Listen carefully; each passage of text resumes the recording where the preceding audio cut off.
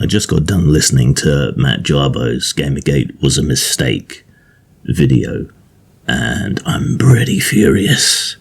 But I'm going to try and be the best me that I can be and do my usual thing and keep some distance and let my rational brain take over as much as possible. But this is a bit of a hot button issue for me, so I can't guarantee that I'll stay that way. So Matt, what triggered this for Matt was that he watched the documentary Q Into the Storm. Now, what does Gamergate have to do with Q in any way, save incidentally? Precious little, if anything, except to the most surface and uninformed of analyses. A butterfly flaps its wings in Africa and a tornado hits South America. Is the butterfly responsible? I don't think so, and I don't think any of us are responsible for the consequences of what happened that far removed from what actually happened.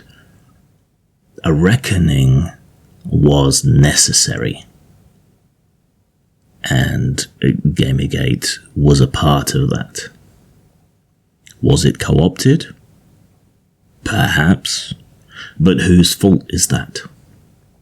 I don't think anybody could really fully co-opt such an anarchic, leaderless group that glommed from one person to the next, from one issue to the next, from day to day, in a sort of tide or a murmuration.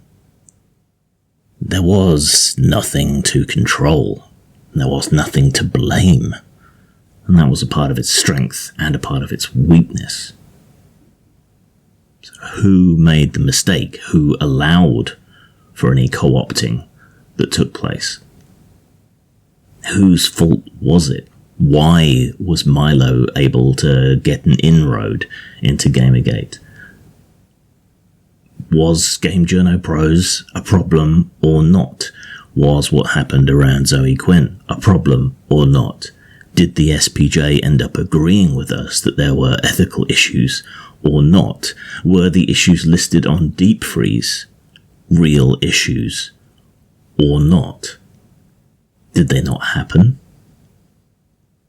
Attacks on feminism and social justice warriors started long before Gamergate. There was a march through the institutions, if you will, with these kind of early proto-woke ideologies worming their way into the atheism movement and others. Atheism Plus, does anyone remember that? Hopefully they do. Perhaps Matt doesn't, but others do. Gamergate wasn't the first. Fuck Milo. Let me just really emphasize that. Fuck Milo. He did try to enter into and grift off the movement, but why did he get traction? That's what you have to ask yourself.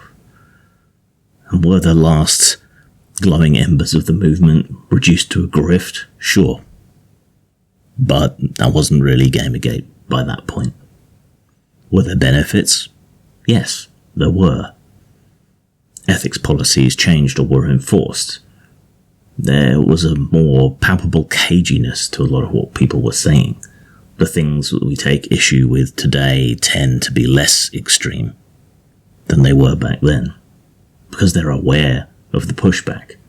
We did help kill Gorka, a rotten mess of a site that the world is a lot better off without, even if fragments of it survived in other forms. The negatives that Matt mentions, again, whose fault were they?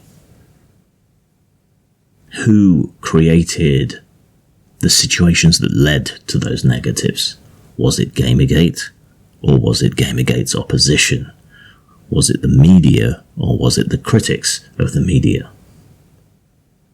The people who've moved on since, that Matt mentions, I think those are the true people who were the genuine heart of the movement in a lot of ways. Chris Ray-Gun, Jeff Holiday, and so on.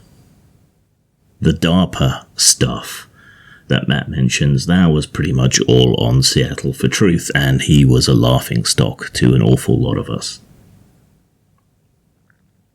What happened was a kind of version of the Gell-Mann amnesia effect.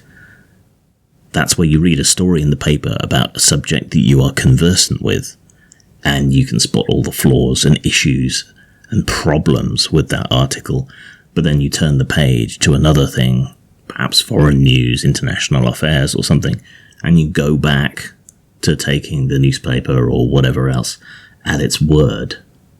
Well, that second part didn't happen with Gamergate. There has been a collapse in trust in the media. Gamergate was a part of that, but whose fault was that?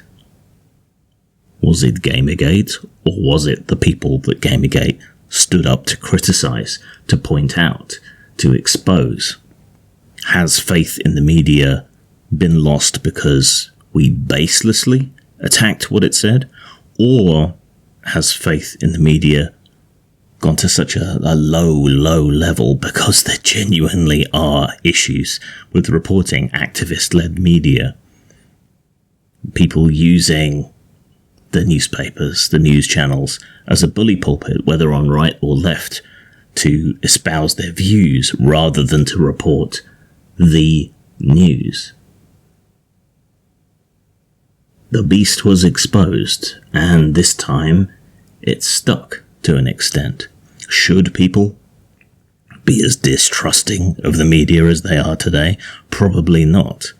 But there's a reason that they are, and it is a genuine reason, even if the backlash to it has gone too far, with people not believing anything any media says or any expert says. But that's not Gamergate's fault. You may not have said these things about your reservations and so on publicly. I did. Plenty of other people did. Plenty of other people had the courage to stand up and say, I'm not sure about this Milo dude, or we should use him, but don't let him use us. That's what I said.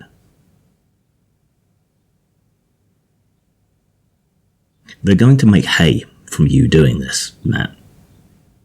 And what you're doing is a betrayal of all the people who weren't grifters, who were in that original sampling that showed we were overwhelmingly in the left lib quadrant of the political compass that's shown by Brad Glasgow's research. That was the soul of Gamergate. That left liberal, left libertarian sampling of people, that group. The right-wing wingnuts, they were the outliers, but they got a lot of media attention. So again, whose fault is it? King of Pole lost his mind, thought people were trying to kill him. Well, people did try to kill me. After I was driven to the point of suicide by harassment from the people who were claiming that they were the ones being harassed. So, it's not exactly too far out there. And it is an enormous mental strain to be betrayed by so many people, to be treated like shit by so many people.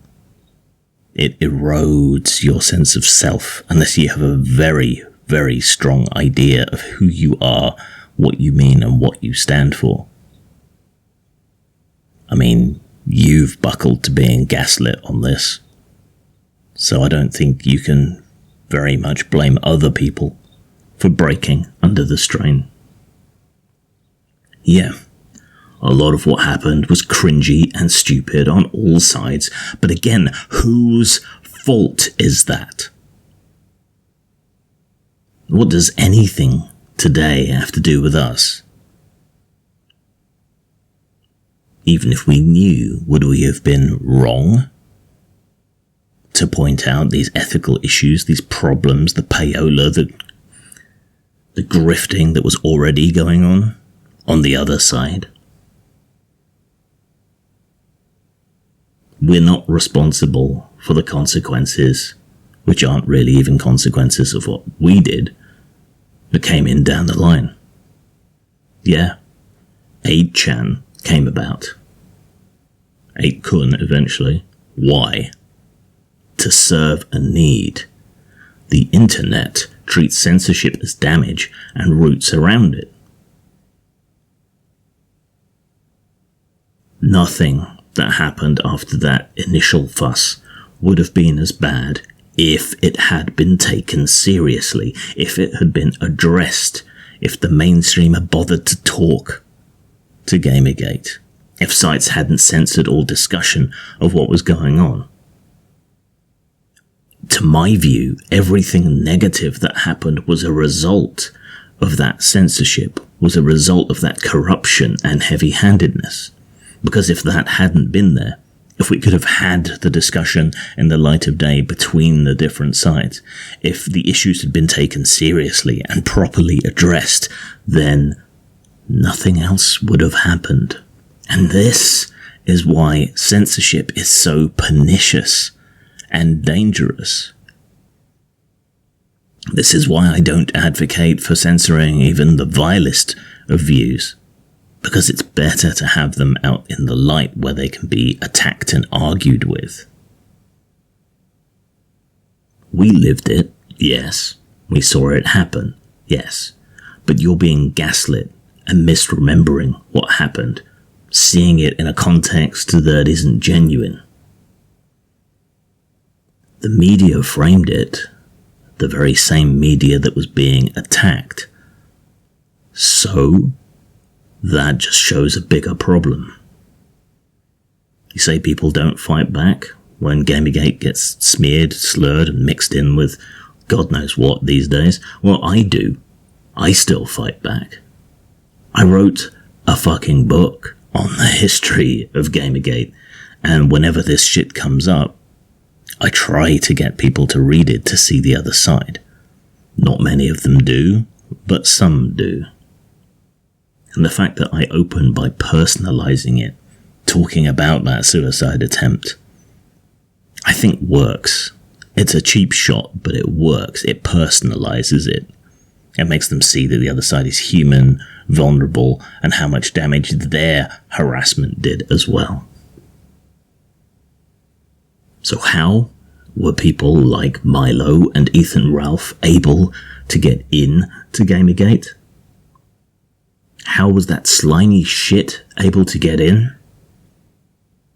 Because nobody would discuss it or allow discussion of it. Imagine if the media exposure had been through the likes of the Huffington Post interview that took place. Or the David Pakman show, not the one with you-know-who, but the other one that took place. If those had taken it seriously, if games media outlets had allowed discussion, if more legitimate sources had actually bothered to talk to people in Gamergate about what was going on, I think we'd have seen a very different result. The insurrection has fuck all to do with us. Are we adjacent to it? What are you talking about, Matt? Like Asians are now white adjacent, right? No, nonsense, bullshit, gaslighting. You didn't get Trump elected. Don't be stupid. They are gaslighting you. The grifters have failed, as you actually point out. Sarkeesian's barely a footnote anymore. Wu is nothing. Even after what happened with the game music writer killing himself and the failed Kickstarters and everything, even Zoe Quinn is fading into insignificance, and rightly so. Took its fucking time, though. So they failed. And the grifters who latched onto us on the other side, or who became grifters, like Sargon, they have also faded in relevance, been exposed and outed as being nothing. I don't give a fuck if you did what you did for money, Matt. That wasn't what it was for the rest of us. That just makes you another grifter. It doesn't mean that there wasn't a genuine problem behind all this. An issue with corruption. An issue with censorship. An issue with a whole host of people being gaslit and ignored when they had legitimate grievances that needed to be addressed. You're 39, I'm 45. I've been through other moral panics. The satanic panic around Dungeons and Dragons, the vampire panic, the Jack Thompson days. I've been through it all. And I think we've helped hasten the end of this one. It's being artificially prolonged by the existence of social media. There was another PC spasm in the 90s. It didn't last this long. But I think we've hastened its end. There is a ridiculousness to the people that caused the problems in the first place. And one by one, they seem to have all been outed as hypocrites and sexual abusers and other nasty, nefarious people. This pseudo-left, pretend progressive period will come to an end, and we can get back to sanity, as we did after the satanic panic, the vampire panic, Jack Thompson. You talk about your daughter. There is a mindset change. It's well documented that happens with people when they become parents. People tend to become more cautious, men especially. But don't you want a better, freer world for your daughter? One where she isn't constantly told that she's a victim and that she's owed because of her gender. A future where she can express herself freely, artistically or otherwise. What if she wants to follow you into film? Hopefully with more success. What if she wants to get into making games or art or writing? Don't you want her to be able to express herself freely without fear? Without being gaslit, without being told she's X, Y, or Z bad thing of the week? There is progress in fighting back against regressive forces, and I don't care if they call themselves progressive, they're the opposite. There is progress in fighting to preserve the progress that we've made. The liberal progress, the amount of free expression that we have, the freedom of the internet that we have. It may ultimately be a losing battle, but it is a battle worth fighting. And ultimately, that's why Gamergate was never a right-wing movement. And why the right-wingers had to do their own thing. These values, ethics, freedom, transparency, anti-censorship, these are left-wing values. These are liberal values. Keep those values as your North Star and you can't particularly go wrong. I came through it, despite being driven to the edge of suicide, despite being gaslit, despite being abandoned, without latching on to any of this right-wing bullshit. And I'm not special. I'm not different. I don't have some kind of Batman-like iron will. I'm just an ordinary guy. If I can do it, everybody can do it. You've let yourself be gaslit. You covered important gaming news and you were unjustly censored on a whim by the person who had done things wrong. Take a breath, step back, engage your conscious, rational brain, and don't let yourself be guilt-tripped. Recover your fucking balls from wherever you've stashed them. Throwing Not Your Shield under the bus was particularly egregious and disgusting on your part. There's plenty of Not Your Shield people on video. They're still there on the internet. These aren't dudes pretending to be whatever. Yeah. People broke under the strain. I broke. It is stressful to stand up for what's right, to be gaslit, to be shat on constantly, to be disbelieved and abandoned and disavowed when you know in your own mind why you're doing these things, what you're standing for. And I knew. But even so, I broke and recovered And I recovered in large part due to the support of Gamergate. You've just handed a big win to the people who caused the problems in the first place, to the people who acted unethically, who censored, who tried to control, who gaslit. That's why people are angry at you, Matt, not because you're speaking truth to power, but because you've allowed your past to be rewritten by other people. So go. Find those balls. Zang.